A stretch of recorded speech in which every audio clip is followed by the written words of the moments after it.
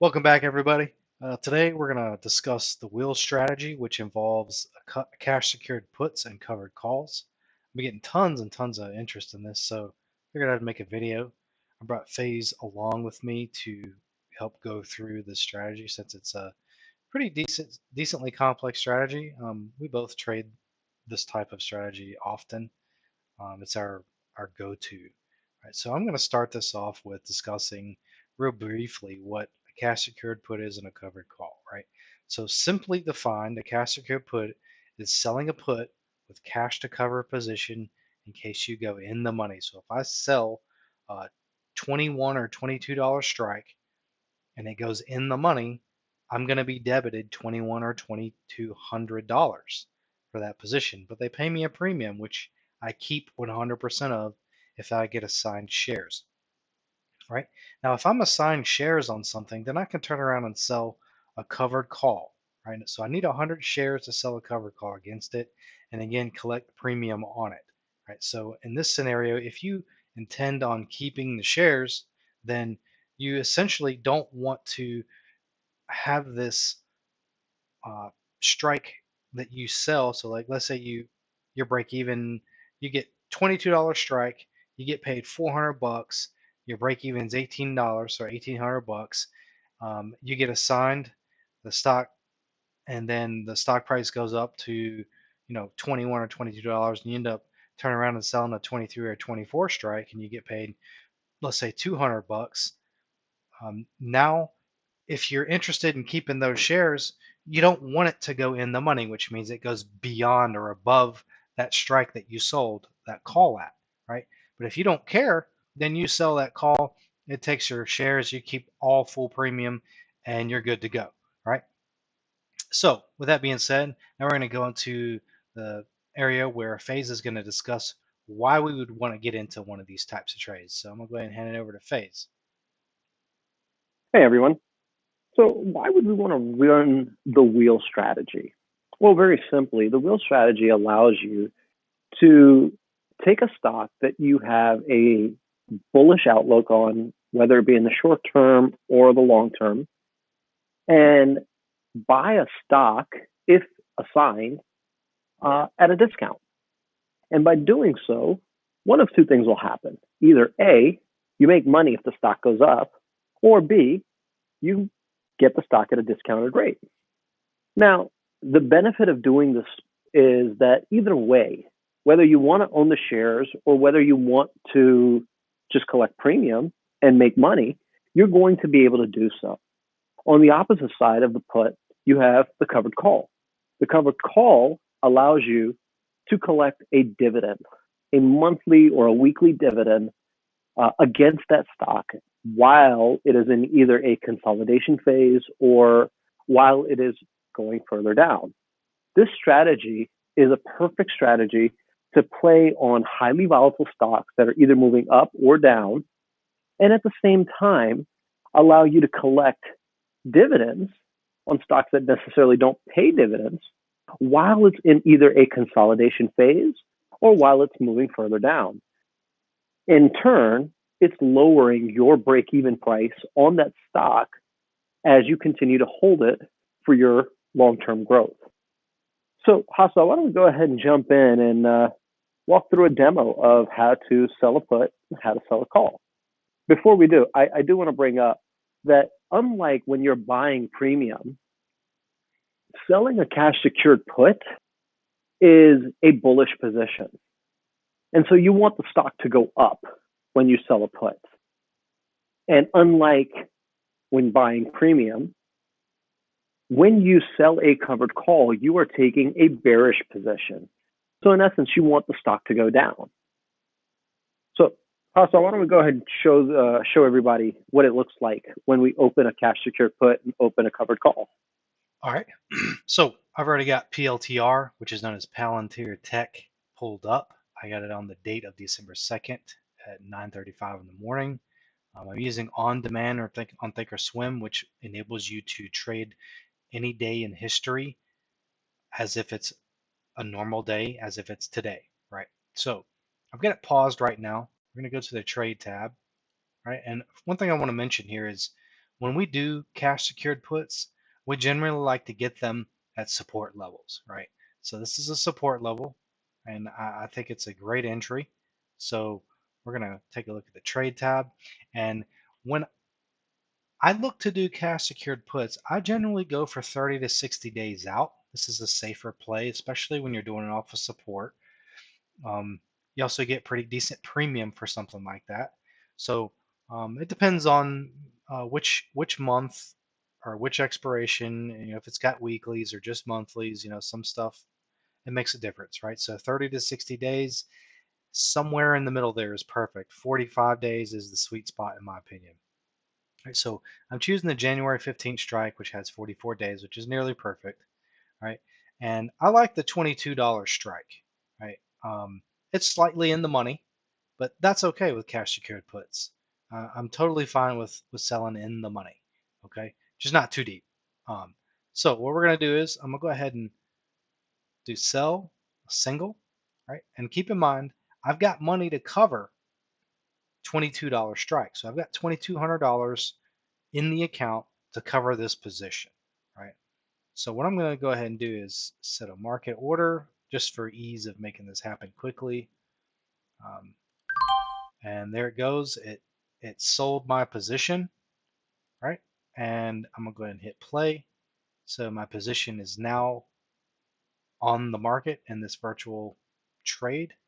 And you can see it here in the monitor tabs. Really hasn't done much movement just yet, but what we're going to do now is I'm going to pause it. I'm going to move forward in time to a few days from now, and we're going to see what it looks like when it starts going in your favor or going up away from resistance or support, I mean. So bear with me and we'll be right back. All right, so we're back.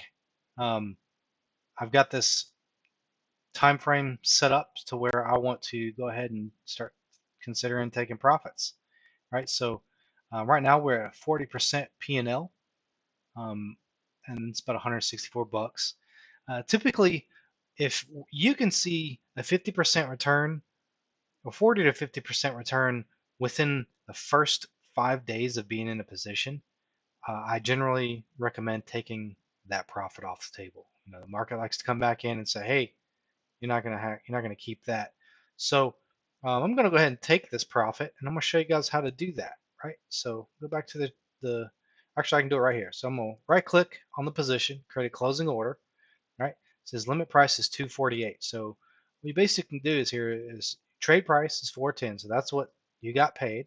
So you take your calculator if you're not good at math, 410 minus, and then I'm gonna do a closing order at 248. All right, and that's going to bring this up, and it's basically going to be a buying order. So I'm buying to close this position out. All right, so I'm going to bring this back up, minus 248. We're looking at $162 profit. Right, so I'm going to confirm and send that. And it filled 246, so we have essentially made $164 on that trade. All right, so now what we're going to do is go over a covered call. So I'm going to go back somewhere over here, and I'm going to buy shares at say just under $24, right? So I'm going to pause this, and we're going to come back once I've got those shares, and you know I'll go over how to do the shares too, just for ease of understanding TOS. All right, so I'll be right back. All right, we're back, and I'm going to show you how to get into some shares. Sorry, so I'm gonna just simply click on the price buy, and I'll set a limit order for, I guess just this, doesn't matter. So we'll do 100 shares right here, limit order 23.98, confirm and send. Right, and this is going to queue it up. So as soon as the market opens, or as soon as I hit play, it should initiate uh, potentially. Let's see what happens. Fast forward. Actually, I'm going to pause it and just do a market order. Make this simple. Buy 100 shares, 24/7, market order, confirm and send. And there we go. We got 100 shares. All right. So now what I'm going to do is I'm going to fast forward it to where this stock price is hitting, you know, a resistance point, and this is where we're going to sell a covered call, right? So we're going to own these shares and then sell a covered call at resistance. This is the best way to sell them at the money, take in the most premium, and then watch it fall. And that's how you basically make your money. So I'm going to pause it again. We're going to come back and be in that position to show you how to enter a covered call. All right, so we're back. I've got this time frame set up to where it's hitting resistance. So I'm just going to go ahead and quickly draw this resistance line for you to see. This is the resistance point. All right. All right, now we're pre-buffered. Okay, we're good. So I'm going to go in here. I'm going to go to the trade section. Again, I'm going to sell that same strike that I sold that cash secured put at, but this is just a few days of less of expiration. All right, so I'm going to sell covered call here right at 28, right? So at the money. Right, so basically, right click, sell, single. Remember, we're on the left side this time. The CSP is on the right, covered call is on the left. I'm going to do a market order just to make this simple. Confirm and send. All right, fills. So now I'm in a position right now.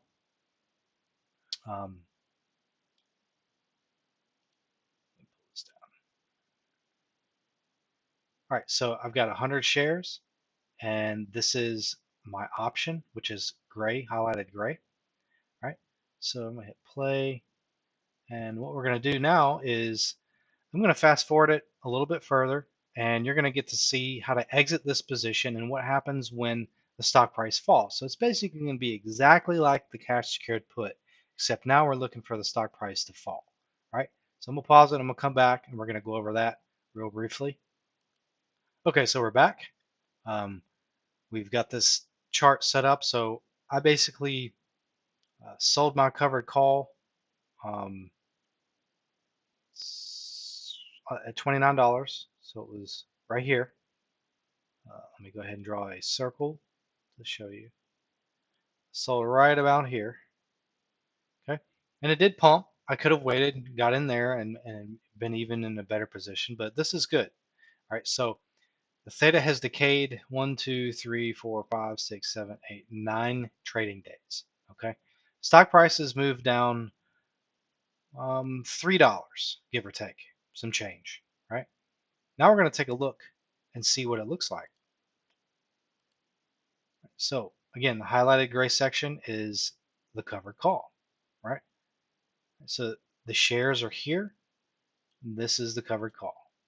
And we're looking at 51% return, right? So remember what I said.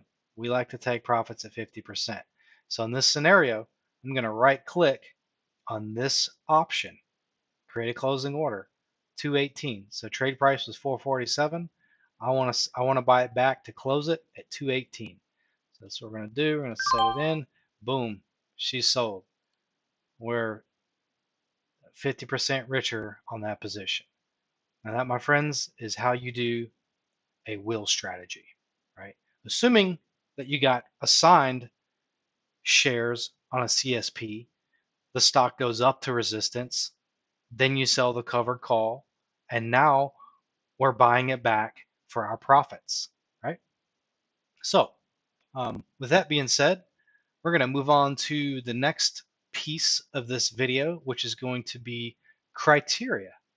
And now I'm going to hand it back over to FaZe, and he's going to discuss a few parts of the criteria on how, why, and when we would get into something like this. FaZe? Thanks, Haskell. So when we're looking at running the wheel, ideally we want a stock that has a high implied volatility. The first thing that you want to look at. The reason being is when we see a stock that has a high implied volatility, and by high I mean typically anything greater than 50%, it is typically a better option for the seller than it is for the buyer. And so what we'll find is that when a stock has a high IV, if there is a drop in the stock price, or if there is a pump in the stock price, we will see that the decay on our CSP or on our covered call is going to decay much faster and we'll see profits much sooner. The second thing that we want to look at is something that is highly liquid. So we want something that's going to have a lot of viewership. So Palantir has had a lot of views. It's a stock that is being well known across the markets, and it's a stock that everybody's looking at.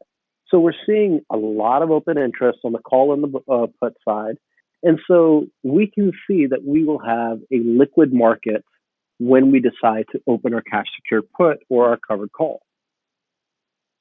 The next thing is if we're opening a cash secured put, we want to open it ideally at the support level. By doing so, we are anticipating that the stock is going to make a bounce. Now, that bounce may not occur the same day we open. In fact, if a stock is coming down and it's near that support level, it's quite possible that it might drop past your support and bounce back up the following day. But when we have it at the support level, we're able to sell a put that's either at the money or a few strikes lower than the money in order to get the maximum amount of credit. Same thing applies on the covered call side. When a stock is reaching its resistance level, we may see that the stock could continue up, but at some point there's going to be profit taking, especially when the stock is making new at the highs. And so when we sell a covered call, we want the stock to come back down. Remember, a cash secured put is a bullish to a neutral position, and a covered call is a bearish to neutral position. Now, the neutral portion comes in when we're talking about our theta decay. Just because stock doesn't move much doesn't mean that we can't win. It may take longer to win, but the theta decay is also going to help us. Remember, theta is the amount of decay an option is going to have for every day the stock isn't moving. So that is something that we want to. That is something we ideally want to look for, yes. So as I've drawn here, we've got the support. I drew a line, the price went up. We got the resistance, drew the line, stock's going downward, and this is how we make our money, right? Mm-hmm. Absolutely. And then lastly, the last point that I'll bring up is ideally, you want to go with a 30 to 45 days to expiration whenever we're doing a cash secured put or a covered call. Now, that is the ideal scenario. The reason being is A, it gives us the maximum amount of credits because we're selling time. The second thing is it gives the play an opportunity to play out in the way that we want it to. Just because we open a cash secured put when it meets that support level doesn't mean that it's going to bounce immediately when we open it. It's quite possible that our support level gets missed or the stock continues to sell off and we might see it go further down. So giving that extra bit of time allows us to not just collect that extra bit of premium, but at the same time gives us the time to let the play out. Now, with that said, every trader has their own strategies. Me personally, as you heard me mention earlier, I talked about a weekly dividend on covered calls. I'm one of those traders that takes more risky plays, and so I do bi-weeklies or even weekly trades. If you are part of our server and you'd like to start jumping into some of those weekly plays, feel free to DM me, and I'll be happy to walk through some of the strategies involved for that. But for the purposes of this video, we're going to stick to 30 to 45 days. Hassa, why don't we talk a couple more things on what we're looking for? Yeah, so with cash secured puts, we have a profitability that we target based off of the leverage that we're using. So with a PLTR, when we did our cash secured put, we sold a $23 strike, right? So that's 2,300 bucks. Generally, we want to try to get 5% return off of that, or at least get paid that much for that position, right? So a 5% return is 115 bucks, right? We got paid $400 for that position, right? So now we're looking at, let's see, 400 divided by 23. That's a 17% return. So that is a phenomenal return for this type of strategy, right? So that's absolutely one of the most important things to really take into account here, because if you're getting into a position and it's not paying enough, your money can be better utilized elsewhere.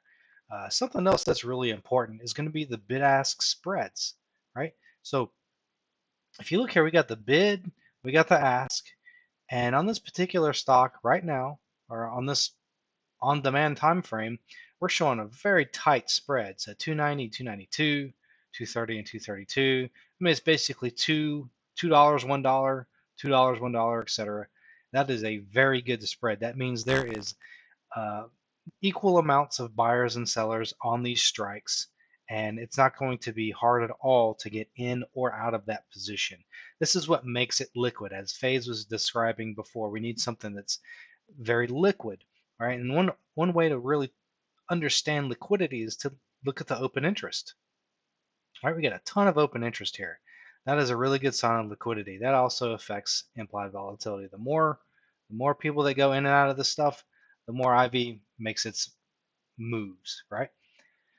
And let's see. Finally, I guess what the last thing that I want to discuss with the open interest is the fact that we want to look for something that's at least 1,000 open interest. So whatever strike you're choosing, I like to go as close to at the money as possible to get the most premium, but the open interest really makes a difference. So if you've got at least 1,000 open interest here, I say that's a safe bet to get into, right?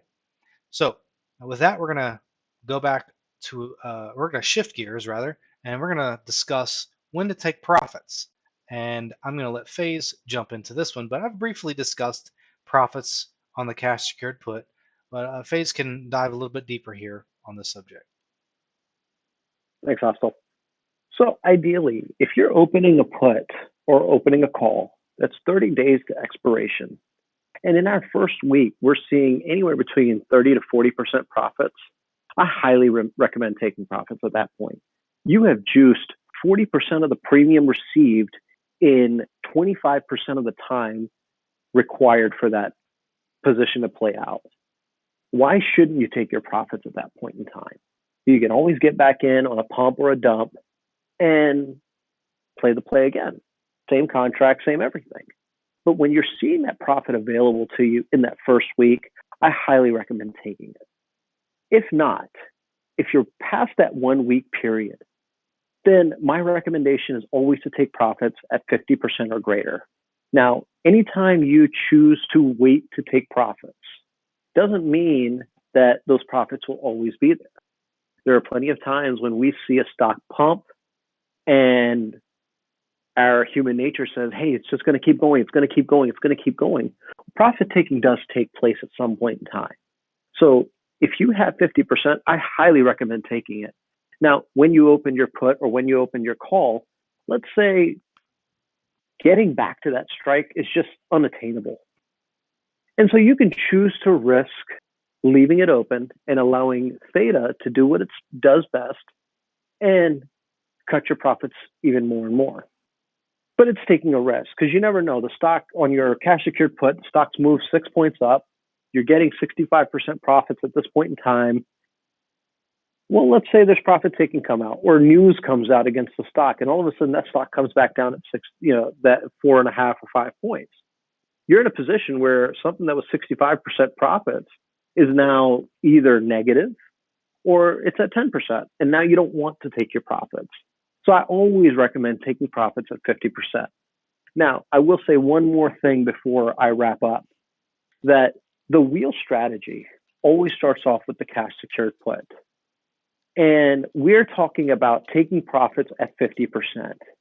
If you are bullish on a stock and you want to own shares and you are at the money, there is nothing wrong with saying, I want to take my assignment. That is absolutely fine. You can choose to let the stock or let the play completely out, and it expires out of the money. You take 100% of your premium, or you take your assignment. That is truly what the wheel strategy is.